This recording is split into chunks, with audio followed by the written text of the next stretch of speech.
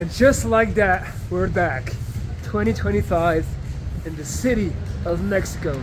This video, guys, is not coming from a place of judgment or pointing fingers. It's coming from a place of empathy and analysis, really. And I want to talk to all my creeps today, all my creepy people. What you need to understand is this. The current generation that is determining the discourse on social media and on most of the content that we consume is, in fact, Gen Z. And if there's one thing that I can say about Gen Z, from my analysis, from having them as roommates up to this day, from having a lot of interactions with them, I would by far describe them as the most insecure and anxious generations of them all. They're very scared. They're very much into their own head, right? That's all you hear and all you see, and we all know the reasons, but I'm not going to talk about that in this video. I just need to establish that first and foremost. Now, what do people do that are scared and that have negative internal feelings? They're going to project them.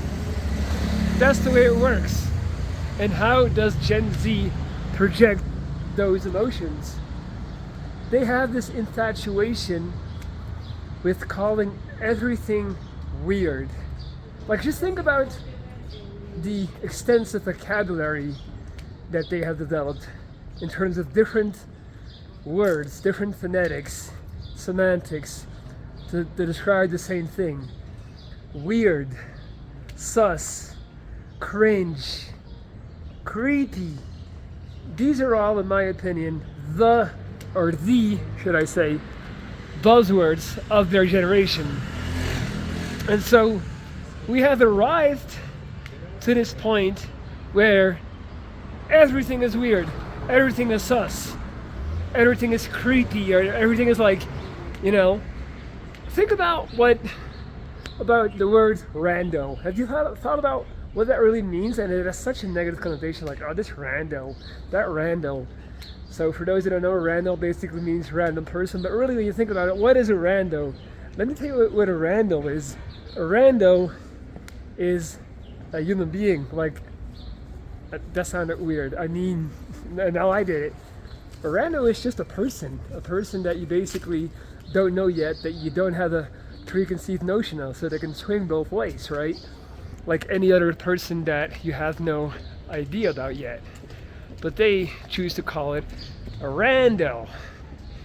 And calling someone a rando is never far off from calling them weird or sus. And so a lot of people, and a lot of the older people, they consume this media using this lingo. They hear about it, and then they become in turn self-conscious. We have so many men right now that are just scared to death of being a creep. Like, I feel like one of the worst things you could call someone at this point is a creep.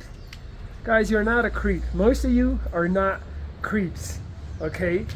And the term creepy behavior gets tossed out way too often by young people all the goddamn time. Gen Z is a definition of, it's not weird until you make it weird. And all they do is make it weird because they're into their own head. They're constantly overthinking. They're constantly anxious. And so they see people that are more spontaneous, that are a little bit more out there, a little bit more organic and more in the moment, and that are not so much constantly thinking about what happens if I do or say this. They just do. And then they see something that they're not able to do themselves, all right? They have an internal frustration. So there's a feedback loop. There's a feedback loop that occurs when they see something that forces them to realize that they are doing something wrong themselves. So stay with me. Let me explain this concept. It's really important. Insecure, overthinking, anxious people see non-insecure, spontaneous, non-anxious people, and they're like, ooh, I don't like that. So first thing they do is to make themselves feel more comfortable again and to validate their own behavior. They try to box it in as sus behavior, weird, creepy, why are you doing this? It's the same way if you're like someone who's into the gym, if you're like high on fitness, if you're into bodybuilding, think about this. Anytime you show a picture, not even a picture, like you can just wear a tight shirt and have your biceps out, and how often does it happen that the first thing people will say when they see that or they see a picture of a muscular person, they go, ah, that's too much. Like most of the time you haven't even asked them anything. Like you didn't even ask their opinion. They have the same thing that happens what I just explained. They see something that confronts them with something they're having a hard time dealing with and accepting, like the fact that they're not in shape, like the fact that they're not having a proper diet, like the fact that they're not putting in the work in the gym. And so they get this feedback inside, this trigger, and the first thing they think about doing, or the first thing they naturally do, is to try and diminish that person to make themselves feel better about themselves. So they go, that's too big, that doesn't look healthy, and they bring it down so they can bring themselves up. The same thing happens with labeling people creeps. It's because you're not confident, it's because you're overthinking, it's because you don't have the balls to walk up to somebody that you don't know and go, hey, what's up? Like, I know you don't know me, but I thought you looked interesting. Oh no, but now you're creepy, right? Guys, stop letting these literal children, and I say that with all due respect, and me as well, I as well was a child at 25 still. I know people are not going to want to hear that, but especially men, like most men are not mature at 25, guys, okay? But let's not make it about gender. So my point is, stop letting these actual children dictate your life, your behavior, and the way that you perceive yourself. Like, you're not creepy, you're not weird, you're not sus for talking to strangers and shooting your shot or just trying to strike a conversation. Get that out of your head, okay? Don't be so boxed in and enslaved by all of these new age concepts that are basically designed for them to make themselves feel better when they're the ones that have way bigger issues than you, okay? The whole, like, if you just think, like, go on Reddit, go on any, like, social media platform and try to, or TikTok, and try to follow the discourse that young people are partaking in. So much of it is just that. It's them labeling everything. Everything is weird. Everything is awkward. Everything is, like I said, like sus. It's all because they are the ones who are fucking weird. It's not you, it's not me. Alright? So 2025, I need you guys to stop being worried about being a creep, because I know so many of you, when you are ready to take that jump, when you're ready to reach out, when you're ready to shoot your shot, when you are like, I know right before you do that, you already think, am I being creepy? Oh my god, I'm being a creep. And then you run for the hills. Cut that out, alright? Cut that out. Get that out of here. And this is why I'm making this video. Because there's so many people missing opportunity and just missing chances to better their lives and better themselves because of the fear of being labeled creepy, alright? 2025, we need to get rid of that. And I just want to end with this last thing on that. It's only creepy if it's not desirable, right? If you are trying to talk to someone and they do find you interesting and they do find you attractive, or they do want to connect with you, then all of a sudden it's not creepy. But the only way that you can find out whether or not they will like it is by actually trying. Everything else is just taking place into your own head. And we need to take the power away from all of these randos, all of these strangers. They are just an anonymous audience, guys. Like, they're just a mass. It doesn't really matter. Like, Marcus Aurelius, he was on point when he said, "It never ceases to amaze me how much we love ourselves, but we care more about the opinions of others whom we don't even respect ourselves."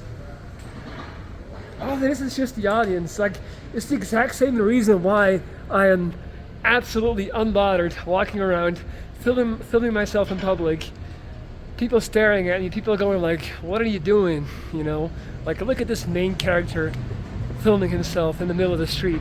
Because it doesn't matter. Like, and I mean that in the most like polite, respectful manner, but none of these people matter. Nor do I. Like, my opinion on them doesn't matter either.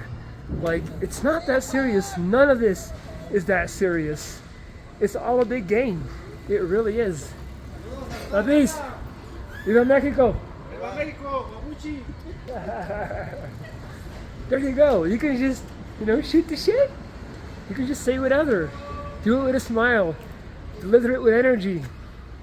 And you'll be good. You'll be just fine. Okay? I thought I knew that person. Yeah, and that's it, guys. That is my message for 2025.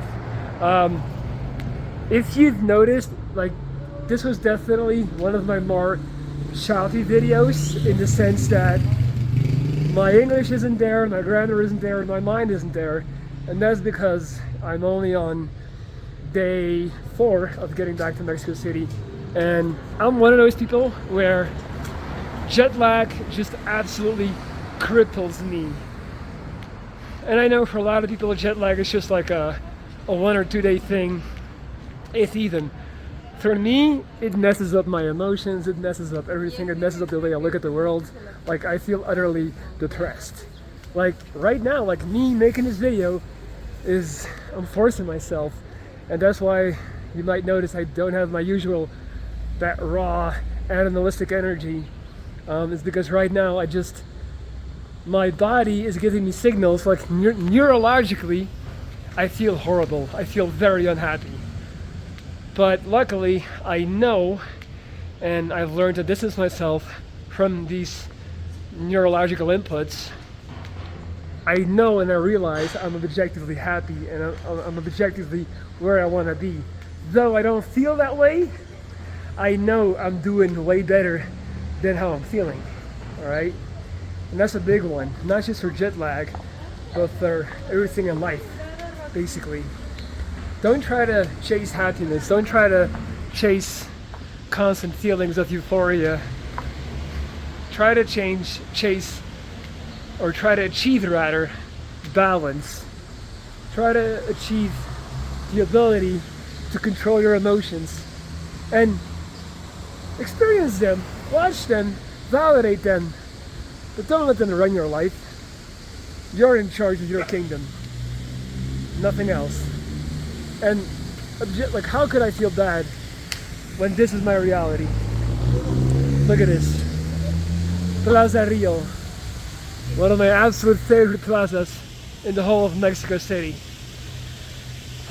Belgium was good, but it was also exhausting, having to deal with the fact that when you go back to your parents, no matter your accolades, no matter your achievements, you are just their little baby again, you're their little kid again, and you cannot escape that role, you cannot escape that perception. So it was good, but it was also tiring, and I'm just so incredibly excited to spend, at the very least, the next 6 months on this side of the globe. No more intercontinental travel, no more 12-hour flights, and just really completely hone in on my life here in Mexico City, on my routine, on everything, and just like have peace, have stability, and not be running and rushing around. So